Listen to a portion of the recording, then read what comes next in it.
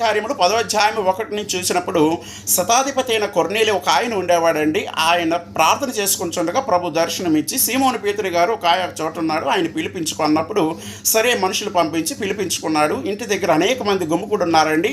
అప్పుడు పేతురు గారు పరిశుద్ధాత్మ నింపబడి యేసుక్రీస్తు అందరికీ ప్రభు అని చెప్పి 43వ వచనము వచ్చేటప్పటికి ఆయన యందు విశ్వాసం ఉంచేవాడెవడో ఆయన నామమూలముగా పాప క్షమాపణ పొందును అని చెప్పి ప్రవక్తలందరూ ఆయన గురించి సాక్ష్యం ఇస్తున్నారని చెప్పినప్పుడు అక్కడ విన్నవారందరూ కూడా విశ్వసించి పరిశుద్ధాత్మ వారి మీదకి దిగినప్పుడు వారు యేసుక్రీస్తు నామములో వెంటనే బాప్తిస్మాలు పొందారండి. అప్పుడు ఇక్కడ గమనించవలసిన విషయం ఏంటంటే యేసుక్రీస్తు నామములోనే పాప క్షమాపణ ఉన్నది. ఈ లోకములో ఏ నామములో పాప క్షమాపణ లేదు.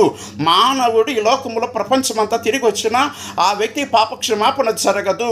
ఈ లోకంలో సమస్త తనకు ఉన్నదంతా ఖర్చు పెట్టిన మానవునికి పాప క్షమాపణ కలగదు. యేసుక్రీస్తు నామందు మాత్రమే విశ్వాసం ఇచ్చిన కారణాన్ని బట్టి ఏ పాప క్షమాపణ కలుగుతుంది. అయితే తిమోతికి రాసిన పత్రిక 1వ అధ్యాయం 15వ వచనంలో తిమోతి గారు అన్నారు, పాపులను రక్షించుటకు క్రీస్తు యేసు ఈ లోకమునకు వచ్చాను అని చెప్పారు. ఈ లోకములో యేసుక్రీస్తు ప్రభువుని ప్రార్థన చేసి మోకరించి పశ్చాత్తాపడి కన్నీరు విడిచి పాపాలు ఒప్పుకొని విడిచిపెట్టి యేసయ్యా నా పాపాలు క్షమించు అంటే అప్పుడు మాత్రమే ఆయన పాప క్షమాపణ అనేది మనకి కలుగుతుందండి.